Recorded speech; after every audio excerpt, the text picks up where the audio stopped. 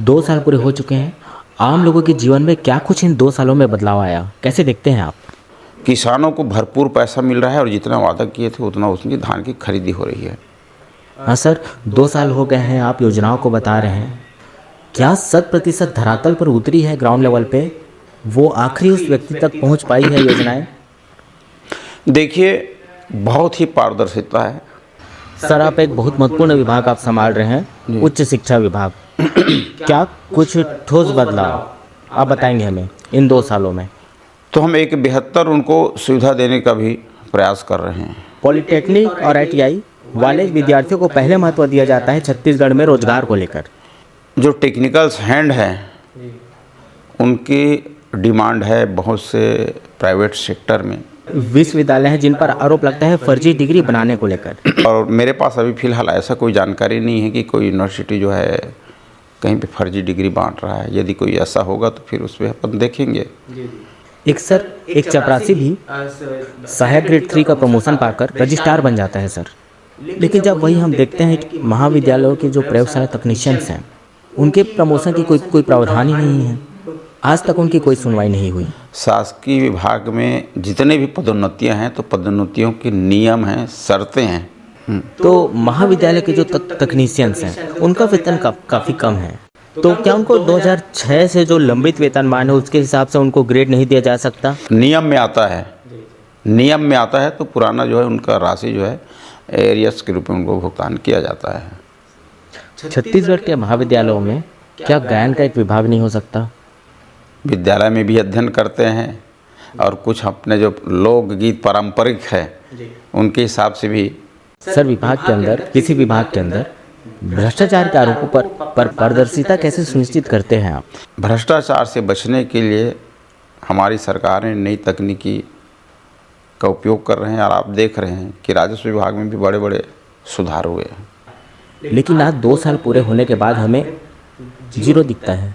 कैसे आप इस बात पर अपना पक्ष रखेंगे? और आप देख रहे हैं, मैं केवल उसी की बात नहीं कर रहा हूँ, पूरे छत्तीसगढ़ में 5 साल जो है विकास कार्य ठप रहा। सरपंच लोग पछताते थे कि हम गलत समय में सरपंच बन गए हैं, 2 पैसा आ नहीं रहा है। क्या बीजेपी शासन में सारे अधिकारी कर्मचारी दूध के धुले हैं? देखिए, जो भी हो, चाहे सरकार किसी का भी हो।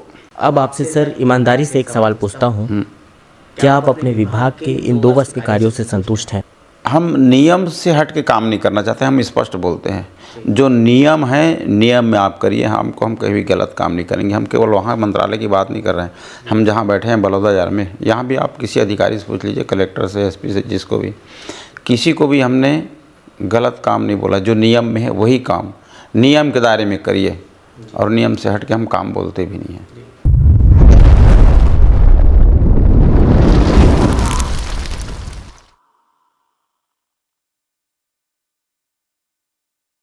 छत्तीसगढ़ में भाजपा सरकार के 2 साल पूरे हो चुके हैं। ऐसे में हम अलग अलग विधानसभा क्षेत्र जा रहे हैं, लोकसभा क्षेत्र जा रहे हैं, सांसदों से, मंत्रियों से, विधायकों से आपकी मुलाकात करवा रहे हैं। और इसी कड़ी में आज मौजूद हैं बलौदाबाजार क्षेत्र में। और आज के कार्यक्रम में हमारे मेहमान हैं छत्तीसगढ़ के कैबिनेट मंत्री टंकराम वर्मा जी। सर, बहुत बहुत स्वागत है आपका। नमस्कार सर, 2 साल पूरे हो चुके हैं। आम लोगों के जीवन में क्या कुछ इन 2 सालों में बदलाव आया, कैसे देखते हैं आप? देखिए, छत्तीसगढ़ में मोदी जी की गारंटी और विष्णुदेव साय जी की सुशासन की सरकार है।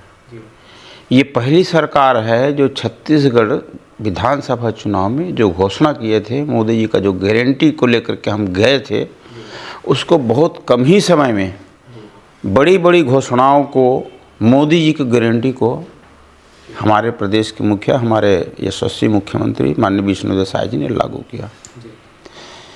पूरे छत्तीसगढ़ वासियों को पता है कि एक बड़ी योजना, महतारी वंदन योजना, जिसमें हमारी मातृशक्ति को 1000 रुपये महीना देना था, आज प्रदेश के 70 लाख महिलाओं को महतारी वंदन योजना का लाभ मिलता है। बहुत बड़ा स्कीम है। किसानों के लिए बहुत बड़ी योजना थी, पिछले उनके 2 साल का बोनस का बकाया देने का और प्रति एकड़ 21 कुंटल धान खरीदने का और हर कुंटल के पीछे 3100 रुपये उसका कीमत देने का। किसानों को भरपूर पैसा मिल रहा है और जितना वादा किए थे उतना उसकी धान की खरीदी हो रही है। तेंदुपत्ता बोनस का बात किए थे कि भाई 4500 मिल रहा है, उसको हम 5500 देंगे। और बड़ी घोषणा कि हम प्रधानमंत्री आवास 18 लाख देंगे, और हमारे माननीय मुख्यमंत्री जी ने स्पष्ट तौर से कहा था कि जब तक मैं गरीबों की 18 लाख प्रधानमंत्री स्वीकृत नहीं करा लूँगा तब तक मैं अपने सरकारी शासकीय आवास में नहीं जाऊँगा। ये हमारे माननीय विष्णुदेव साय जी की ये संकल्प था, और वाकई में उन्होंने पहले 18 लाख प्रधानमंत्री आवास स्वीकृत कराया, उसके बाद शासकीय आवास में गया। भूमिहीन कृषि मजदूर, उनको 10,000 रुपये उनके सालाना उनके खाते में डालने का बात था। हमारे प्रदेश के लगभग 5,62,000 भूमिहीन जो कृषि मजदूर हैं उनके खाते में डाल रहे हैं। माने बड़ी बड़ी योजना, बड़ी बड़ी घोषणा, मोदी जी की गारंटी को 100% धरातल पर लाया है, और इनका लाभ पूरे छत्तीसगढ़ वासियों को मिल रहा है। हाँ सर, 2 साल हो गए हैं आप योजनाओं को बता रहे हैं, क्या 100% धरातल पर उतरी है ग्राउंड लेवल पे? वो आखिरी उस व्यक्ति तक पहुंच पाई है योजनाएं? देखिए, बहुत ही पारदर्शिता है, डिजिटलाइजेशन का युग है, नए तकनीक का उपयोग। 70 लाख महिलाओं के खाते में सीधा पैसा जा रहा है। मुझको लगता है लगभग 22 महीने हो गए उनको लगातार उनको पैसे मिल रहे हैं। धान खरीदी को आप देख रहे हैं, स्पष्ट तौर से धान खरीदा जा रहा है, और तेंदुपत्ता बोनस का भी पैसा दिया जा रहा है।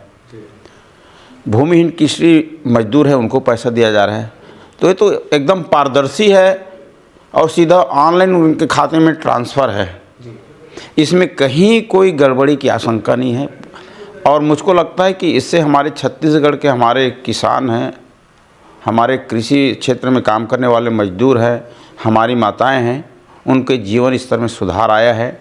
हमारी माताएं जो है आत्मनिर्भर हुई है, हमारे किसान जो है समृद्धशाली हुए हैं, और खेती को और बेहतर ढंग से कर रहे हैं। पूरा का पूरा लाभ हमारे छत्तीसगढ़ वासियों को मिल रहा है। सर, आप एक बहुत महत्वपूर्ण विभाग आप संभाल रहे हैं, उच्च शिक्षा विभाग। क्या कुछ ठोस बदलाव आप बताएंगे हमें इन 2 सालों में? देखिए, हमारे देश के यशस्वी प्रधानमंत्री माननीय नरेंद्र मोदी जी ने एक बहुत बड़ा फैसला लिया था कि नई राष्ट्रीय शिक्षा नीति 2020 में लागू तो की, लेकिन उस समय यहाँ पे कांग्रेस की सरकार थी, तो उन्होंने उनको लागू छत्तीसगढ़ में नहीं किया। लेकिन 2023 में जैसे हम आए हैं, नई शिक्षा नीति को लागू किए हैं। नई शिक्षा नीति जो है हमारे युवाओं को, हमारे छात्रों को शिक्षा के साथ सीधा रोजगार से जोड़ने वाला है। इनकी जो पाठ्यक्रम है ये सीधा स्वयं रोजगार पैदा करें, रोजगार मांगने वाला नहीं, रोजगार देने वाला हो, ऐसे युवा को हमको तैयार करना है। स्टार्टअप है, सेमीकंडक्टर और बहुत से क्षेत्र हैं जिसमें काम करना है। और अभी हमारे यहाँ महाविद्यालयों में कुछ प्राध्यापकों की बात आई कि प्राध्यापकों की कमी है, तो हमने माननीय विष्णुदेव साय जी से बात रखे हैं, मुख्यमंत्री जी से, तो उन्होंने 700 पदों की भर्ती की स्वीकृति दी है, जिसमें 625 तो हमारे प्रोफेसर हैं, फिर उसमें कुछ लाइब्रेरियन हैं, कुछ स्पोर्ट टीचर हैं। तो शिक्षा विभाग को हम और बेहतर बनाने की कोशिश कर रहे हैं। जो 2020 का हमारा जो नई शिक्षा नीति है उनको हम बच्चों तक ले जा रहे हैं, सेमिनार का आयोजन कर रहे हैं, बच्चों को बता रहे हैं कि नई राष्ट्रीय शिक्षा नीति क्या है और इनसे लाभ क्या है। और इसी तरह से शिक्षा में गुणवत्ता सुधार के साथ साथ हम अधोसंरचना पर भी ध्यान दे रहे हैं कि भाई कहाँ पे भवन की कमी है, कहाँ पे बाउंड्री वॉल की कमी है, कहाँ पे इंस्ट्रूमेंट की कमी है, किस सामान की कमी है। तो हम एक बेहतर उनको सुविधा देने का भी प्रयास कर रहे हैं। सर, जब बात आती है उच्च शिक्षा की, तो यहाँ पर जैसे हम ग्राउंड रिपोर्टिंग किए 2 साल का हो गया, उसके बाद तो बच्चे बोलते हैं बीटेक वाले कि छत्तीसगढ़ में पॉलिटेक्निक और ITI वाले विद्यार्थियों को पहले महत्व दिया जाता है छत्तीसगढ़ में रोजगार को लेकर। आज कौशल की ज़रूरत है, स्किल डेवलपमेंट की ज़रूरत है। तो जो टेक्निकल्स हैंड हैं उनकी डिमांड है बहुत से प्राइवेट सेक्टर में, और आप सबको पता है कि अभी के समय में सरकारी नौकरी मिलना तो असंभव ही है। ये मान के चलिए कि कहीं 10% सरकारी नौकरी है तो 25-30% प्राइवेट सेक्टर में नौकरी है। उसमें भी प्राइवेट सेक्टर में बहुत घमासान है, बहुत प्रतिस्पर्धा है। तो बाकी जो बैठे हैं 65% वो क्या करेंगे? उसको तो खुद का स्वरोजगार पैदा करना पड़ेगा। सर आप कंपटीशन की बात कर रहे हैं, इसी कंपटीशन हम ये देखते हैं कि छत्तीसगढ़ में कुछ गिने चुने विश्वविद्यालय हैं जिन पर आरोप लगता है फर्जी डिग्री बनाने को लेकर। तो आपका विभाग क्या कुछ रणनीति ऐसे चीज़ों पर अंकुश लगाने को लेकर है? देखिए, अभी तक तो हमारे पास ऐसा कोई शिकायत आया नहीं है कि ये यूनिवर्सिटी फर्जी डिग्री दे रहा है या यहाँ पे फर्जी डिग्री दे रहा है। यदि ऐसा कुछ होता है तो हम कुछ चेक करेंगे कि कैसे फर्जी, क्योंकि चाहे हम पीएचडी की बात करें या किसी और की, तो हमारे छात्रों का मेहनत रहता है और विधिवत वो दाखिल करते हैं, नामांकन करते हैं, शोध करते हैं और ये एक कठिन परिश्रम करते हैं तब मिलता है। और मेरे पास अभी फ़िलहाल ऐसा कोई जानकारी नहीं है कि कोई यूनिवर्सिटी जो है कहीं पे फर्जी डिग्री बांट रहा है। यदि कोई ऐसा होगा तो फिर उस पर अपन देखेंगे। सर आपके विभाग में काफ़ी लंबे समय से पूर्व की सरकारें थी तब भी हुई ऐसी बातें। एक चपरासी भी सहायक ग्रेड 3 का प्रमोशन पाकर रजिस्ट्रार बन जाता है सर। लेकिन जब वही हम देखते हैं कि महाविद्यालयों के जो प्रयोगशाला तकनीशियंस हैं उनके प्रमोशन की कोई प्रावधान ही नहीं है, आज तक उनकी कोई सुनवाई नहीं हुई। देखिए, जितने भी विभाग की पदोन्नतियाँ हैं, मैं केवल हायर एजुकेशन की बात नहीं कर रहा हूँ, शासकीय विभाग में जितने भी पदोन्नतियाँ हैं तो पदोन्नतियों के नियम हैं, शर्तें हैं। नियम शर्तों के हिसाब से ही उनका पदोन्नति होता है। कुछ पद ऐसे हैं जो पदोन्नति से भरे जाते हैं, कुछ पद ऐसे होते हैं जो सीधी भर्ती से भरे जाते हैं। तो इनमें दोनों तरह के हैं। अब हर का नियम शर्तें अलग हैं और नियम शर्त के हिसाब से ही उनका पदोन्नति होता है। नियम शर्त के विरुद्ध कहीं भी पदोन्नति नहीं हो सकता, क्योंकि आजकल लोग सजग हैं, तुरंत जाते हैं कोर्ट स्टे लेके आ जाते हैं कि गलत व्यक्ति को पदोन्नति दिया गया है। सर पदोन्नति की बात करें, लेकिन जो प्रयोगशाला तकनीशियंस हैं, चाहे हम कृषि विभाग की बात करें या किसी चिकित्सा क्षेत्र की बात करें या महाविद्यालयों की बात करें, तो सभी को समान समझा जाता है। परंतु जब हम उनके वेतन के हिसाब से हम देखते हैं तो महाविद्यालय के जो तकनीशियंस हैं उनका वेतन काफ़ी कम है। तो क्या उनको 2006 से जो लंबित वेतनमान है उसके हिसाब से उनको ग्रेड नहीं दिया जा सकता? देखिए, वेतनमान तो बड़ा विषय है। वेतनमान का निर्धारण कैसे होता है और समय समय पे गठित होता है कि 5वां वेतनमान, 6वां वेतनमान, 7वां वेतनमान, तो उनका स्केल अलग है। हर पद के अलग अलग स्केल हैं, अलग अलग उसके वेतनमान हैं और उनके हिसाब से उनको वेतन मिलता है। और कि कोई पीड़ित पक्ष है कि मेरे को इस डेट से मेरे को पदोन्नति मिलना था, क्रमोन्नति मिलना था, मुझको नहीं मिला, साल भर बाद मिला या 2 साल बाद मिला, तो उनको उनका पुराना नियम में आता है। नियम में आता है तो पुराना जो है उनका राशि जो है एरियस के रूप में उनको भुगतान किया जाता है। सर आप एक विधायक भी हैं, अब मंत्री भी बन गए हैं, साथ साथ एक कलाकार भी हैं सर। छत्तीसगढ़ में खैरागढ़ जैसे विश्वविद्यालय है जहाँ बस बच्चे हज़ारों की संख्या में हमेशा पीएचडी करके निकलते हैं, वहाँ पढ़ाई कर रहे हैं विद्यार्थी जो हैं। छत्तीसगढ़ के महाविद्यालयों में क्या गायन का एक विभाग नहीं हो सकता? देखिए, उसके लिए तो अपना इंदिरा गांधी कला विश्वविद्यालय है और वहाँ पे संचालित है। वहाँ पे बहुत से विषय हैं और बहुत बच्चे वहाँ पे अभी अध्ययन कर रहे हैं। छत्तीसगढ़ में कला की बहुत संभावना है और बहुत कलाकार हैं।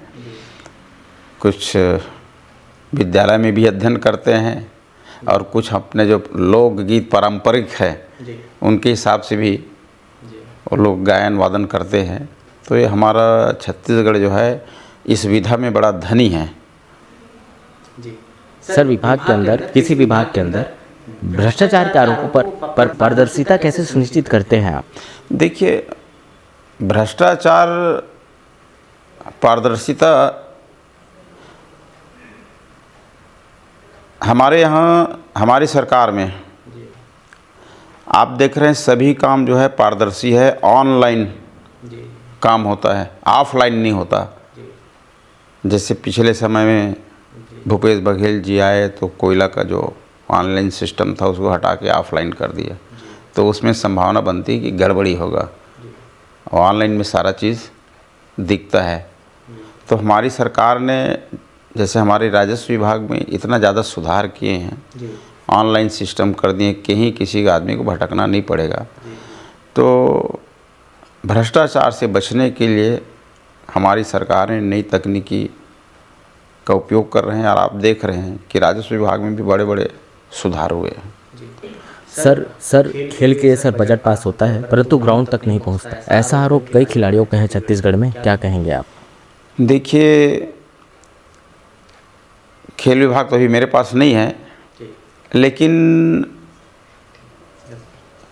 खेल में जब था तो जितना हमको बजट मिलता था उतना बजट का पैसा, चाहे वो अधोसंरचना के लिए हो, चाहे खिलाड़ियों को अनुदान के लिए हो, चाहे कोई आयोजक को अनुदान के लिए हो, उनका भी पैसा सीधे उसको पहुंचता है जितनी पैसा। और सरकार का प्रयास रहता है कि हमारा चुने हुए जो खिलाड़ी हैं वो खिलाड़ी देश और विदेश में जाए। और माननीय अरुण साव जी के पास विभाग है, बहुत अच्छा भी काम हो रहा है। देख रहे हैं आप, बस्तर ओलंपिक पिछले साल हमने भी कराया था। और हमारे यहाँ प्रतिभा की कमी नहीं है, बस उसको अवसर की ज़रूरत है, और सरकार अवसर देने के लिए वचनबद्ध है। और हमारे माननीय मुख्यमंत्री जी ने देखा कितनी बड़ी घोषणा की है कि भाई जो गोल्ड मेडल लेके आएगा नेशनल उसमें ओलंपिक में उसको 3 करोड़ देंगे, सिल्वर आएगा 2 करोड़, कांस्य को 1 करोड़। इतनी बड़ी घोषणा केवल हमारे युवाओं को आगे ले जाने के लिए, उसमें जोश पैदा करने के लिए। सर 2 साल हो गए हैं सर बलौदाबाजार विधानसभा क्षेत्र में आपके विधायक रहते हुए, क्या कुछ बदलाव हुआ है? क्योंकि यहाँ की जनता आज भी ये कह रही है कि पलायन, बेरोजगारी ये मुख्य चीज़ें हैं, तो कैसे इसको देखेंगे आप? देखिए, मैं पहले ही कहा कि खुद को रोज़गार पैदा करना पड़ेगा, और उसके लिए दृढ़ इच्छा शक्ति की ज़रूरत है। इतने काम है यहाँ पे। यदि हम छोटे से उदाहरण ले रहे हैं, अगर आपको आपके घर में कोई एक इलेक्ट्रिशियन को बुलाना हो, स्विच को बदलवाना हो, तो वो 2 दिन बाद ही समय देगा, तुरंत आएगा नहीं। इतने यहाँ इलेक्ट्रिशियन की ज़रूरत है। ऑटो पार्ट्स में बहुत काम है, और ऐसे बहुत से क्षेत्र में हैं, हाथकरघा में। इसमें खुद को रोज़गार पैदा करना पड़ेगा, और सरकार इतना काम दे रहे हैं। अभी पलायन वाली स्थिति हमारे छत्तीसगढ़ में नहीं है, बल्कि बाहर के लोग भी आके यहाँ पर काम कर रहे हैं। और आप बलौदाबाजार का पूछे हैं तो बलौदाबाजार में ही क्या, पूरे प्रदेश में अच्छा काम हो रहा है। हमारे यहाँ एक बड़ा काम हो रहा है। जब हम खेल विभाग में थे तो एक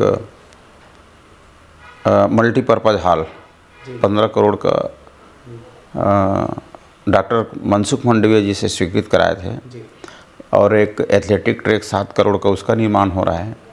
हमारे सुहेला पड़ता है, सुहेला में भी एक मल्टीपर्पज़ हॉल 5 करोड़ का। तिल्दा में भी हमारा 5 करोड़ का मल्टीपर्पज़ हॉल काम चल रहा है। ऑडिटोरियम का भी 5 करोड़ की स्वीकृति तिल्दा में दिए हैं। और हमारे जो बलौदाबाजार से सिमगा जो सड़क है उसके लिए 5 करोड़ उनकी मजबूतीकरण के लिए, चौड़ीकरण के लिए स्वीकृत हुआ है। एनीकट बनाने के लिए हमने सुंगेरा में 8 करोड़ का स्वीकृति दिया है। भाटापारा से जरौद आते हैं तो एक पुलिया पड़ता है, बहुत नीचे है, जो बरसात में बंद हो जाता है, उसके लिए 8 करोड़ की स्वीकृति हुई है। अभी 4-5 सड़क हैं, नया पारा से सधवावा है, गाड़ा भाटा से नेवारी है, भंवरगढ़ से जांगड़ा है। आप देखोगे तिल्दा इंडस्ट्रियल एरिया है, तिल्दा के अंदर रिश्दा, तो रिश्दा में हमने बाईपास के भी स्वीकृति कराए हैं। अभी 2-3 स्वीकृति अभी और होने का है। बलौदाबाजार में भी एक बाईपास बनना है, तिल्दा में एक बाईपास बनना है। और हमारे जो यहाँ पे डीके कॉलेज है वो बहुत पुराना हो गया, तो डीके कॉलेज का भी हमने रखा है। शायद एक आध सप्ताह में स्वीकृति मिल जाएगा, 10 करोड़ का उनका भी है। ये सरकार हमारी जो है जन कल्याणकारी योजना को तो लागू किए ही हैं। जैसे महतारी वंदन है तो वो बोनस वाला है, उनके साथ साथ विकास में भी पीछे नहीं है। और मैं अपने विधानसभा की बात नहीं करूँ, सभी की विधानसभा में काम हो रहे हैं। केवल ऐसा नहीं है कि हम केवल जन कल्याणकारी योजना जो घोषणा किए हैं उसी वर्ग को दे रहे हैं, ऐसा नहीं है। विकास प्रभावित नहीं है और बहुत तेज़ी से आप देखिए कितना बड़ा 4 NH का आया है, हमारे माननीय मुख्यमंत्री जी स्वीकृत करा के लाए हैं। रेल लाइन स्वीकृत कराए हैं और हम लोग भाग्यशाली कि हमारे बुलाजार से भी रेल लाइन जाएगा। तो बड़ा बदलाव है 2 साल में और जनता महसूस करती है, लोगों के जीवन में समृद्धि आई है, उनका क्रय शक्ति बढ़ा है। आज हमारी माताएं बहुत खुश होती है, हर महीने उनके 1000 में जाना बहुत बड़ी बात है। सर काम तो सरकार कर रही है, काफ़ी वाहवाही छत्तीसगढ़ की सरकार बटोर रही है, नक्सल मुक्त की बातें कर रही है।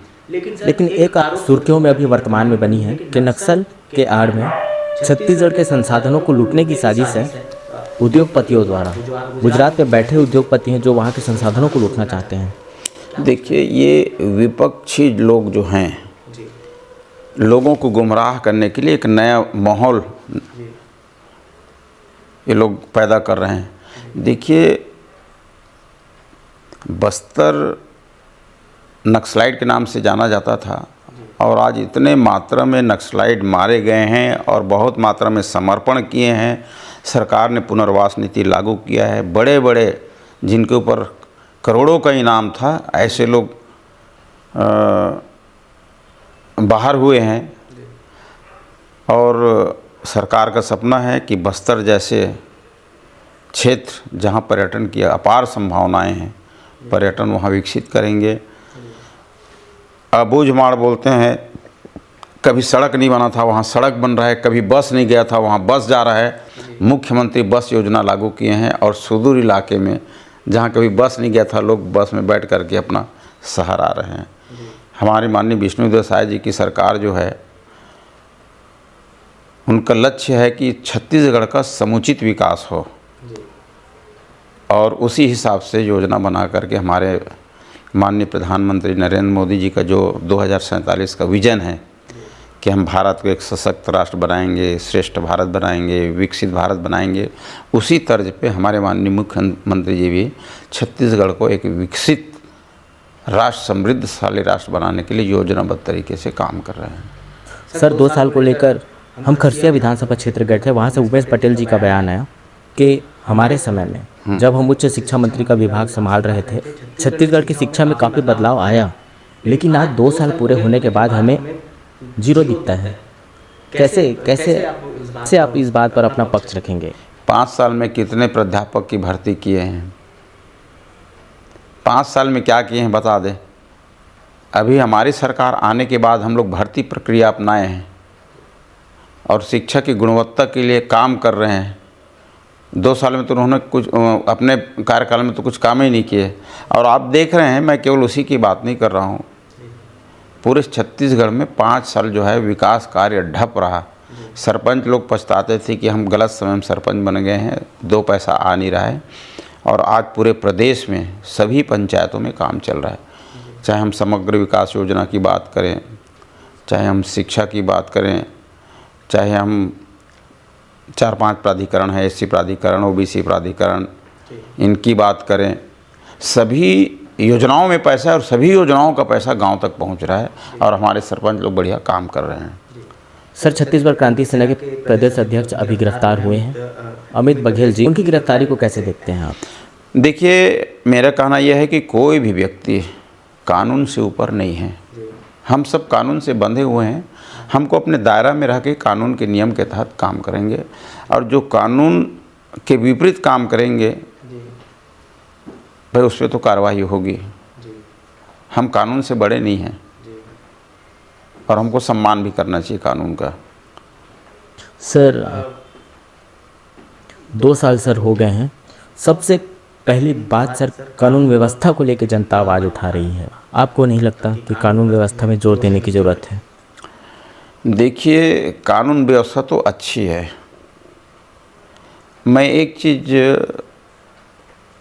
मानता हूँ कि आज के हमारे युवा जो है ना, सभी युवा नहीं, कुछ आप देख रहे हैं कि कई तरह के नशा का उपयोग कर रहे हैं चोरी छिपे, और ये जो है नशे में आने के कारण वो क्या कर रहे हैं उस खुद को पता नहीं रहता है। और बड़ा बड़ा कांड हो जाता है। हमने एक बार पेपर में पढ़ा था कि एक लड़का जो है बिलासपुर का अपने माँ को और अपने बहन को मार डाले चाकू से। उनको पता ही नहीं था, दूसरा दिन उसको पता चला कि मैं मारा हूँ, तो रो रहा था। माने ऐसे ऐसे घटना घट रहे हैं। क्या बीजेपी शासन में सारे अधिकारी कर्मचारी दूध के धुले हैं? देखिए, जो भी हो, चाहे सरकार किसी का भी हो, अगर दोषी व्यक्ति है तो उस पर कार्रवाई होगी। और कानून जो है सबूत के आधार पे किसी की गिरफ्तारी करता है, बिना कोई सबूत या उनके कोई तो गिरफ्तारी होती नहीं है। चाहे कोई भी संस्था हो, सीबीआई काम करे, ईओडब्ल्यू काम करे, कोई भी काम करे, नियम के अनुसार ही काम करते हैं। नियम से हट के किसी को ऐसा गिरफ्तारी तो कर ही नहीं। सर, बहुत बड़ा हिंसा हुआ, बलौदाबाजार कलेक्ट्रेट में आगजनी हुई। वर्तमान में उसकी सुरक्षा को कैसे सुनिश्चित करेंगे आप? देखिए, बलौदाबाजार हमारा बहुत शांति प्रिय जगह है। यहाँ राजनीति में भी ज़्यादा विरोधाभासी नहीं है, स्पष्ट बता रहा हूँ। कांग्रेस और बीजेपी तो मेन है, पर दोनों पार्टी अपना अपना काम करता है। कभी दोनों पार्टी के बीच में कभी लड़ाई कभी नहीं हुआ है। कई जगह हो जाता है, लेकिन यहाँ कभी नहीं हुआ है। और जो आप जिसकी चर्चा कर रहे हैं 10 जून की घटना, वो तो बाहरी लोगों को था। सतनामी समाज का एक कार्यक्रम था, और सतनामी समाज तो काफ़ी सरल हैं, पर उनके आड़ में कोई बाहरी लोग आ करके इस घटना को अंजाम दिए, जिसका भर्त्सना, उसकी निंदा सतनामी समाज ने भी किया। और ये हमारे बलौदाबाजार के इतिहास में पहले इतनी बड़ी घटना जो है हुई। सर, थोड़ा नॉन पॉलिटिकल सवाल आपसे करूँगा। आप काफ़ी अच्छा गज़ल गाते हैं। क्या कब आपने कभी शिक्षा प्राप्त की है या कहीं गुरुओं से सीखी है आपने बचपन में से? नहीं, मैं कभी मैं मतलब प्रशिक्षण नहीं लिया हूँ।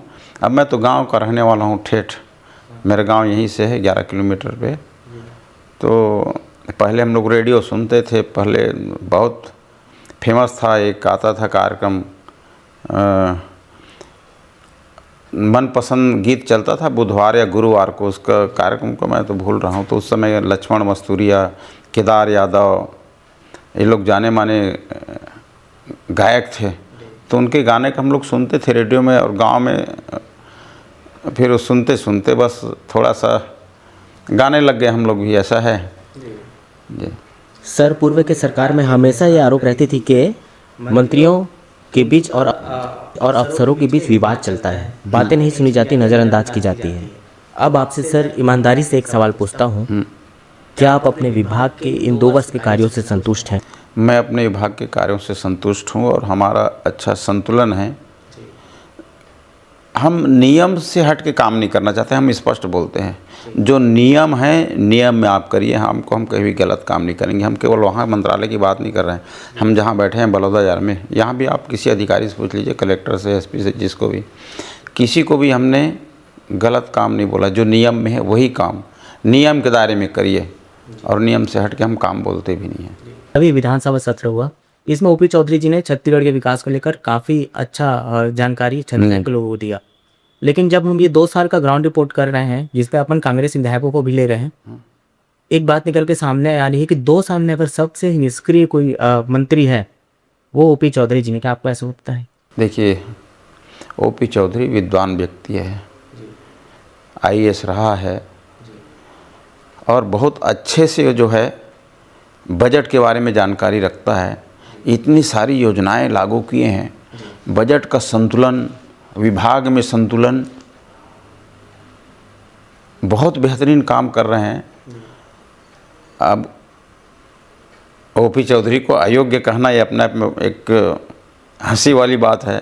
उनके मंत्रिमंडल में मैं टिप्पणी नहीं करना चाहता, लेकिन एक आईएएस और एक अच्छा जिनको जानकारी है और अच्छा बेहतर काम कर रहे हैं बजट में संतुलन बना करके इस छत्तीसगढ़ की प्रगति में। सर, आईएएस ऑफिसर हैं, उच्च स्तरीय पढ़ाई करके आए हैं, इसीलिए जनता की अपेक्षा कुछ ज़्यादा उनसे होगी, उनका आकलन करने का तरीका अलग होगा। खैर सर, लास्ट के 3 साल बचे हैं, क्या कुछ बदलाव आपके विभाग में होने वाला है? क्या कुछ नया देखने को मिलेगा? देखिए, हमारे राजस्व विभाग में करीब 10 हमने संशोधन कर चुके हैं और उनका फ़ायदा लोगों को मिल रहा है। एक दिन ऐसा आएगा कि किसानों को कहीं भटकना नहीं पड़ेगा, घर बैठे उनका सारा काम होगा। ये हमारी सरकार की एक सोच है और उसमें बहुत कुछ हम लोग आगे बढ़ गए हैं। जी ठीक। सर, छत्तीसगढ़ की जनता को क्या कुछ संदेश देना चाहेंगे? छत्तीसगढ़ की जनता को हम यही संदेश देना चाहते हैं कि हमारी सरकार छत्तीसगढ़ की प्रगति के लिए बहुत काम कर रही है, हर स्तर पे काम कर रही है और हमारे माननीय नरेंद्र मोदी जी 2047 तक राष्ट्र को अग्रणी विकसित राष्ट्र बनाने का विज़न बनाया है। तो सबसे ही अपील रहेगा कि हम सब मिल कर के हमारे प्रधानमंत्री जी का जो विज़न है, उसके सपना है, उनको पूरा करने के लिए हम लोग अपना योगदान दें। हमारे साथ मौजूद थे अपने सकारात्मक छवि से छत्तीसगढ़ की जनता के दिलों में राज करने वाले मंत्री टंकराम वर्मा जी। ऐसे ही कद्दावर नेताओं को आपके सामने लाते रहेंगे। TNR news.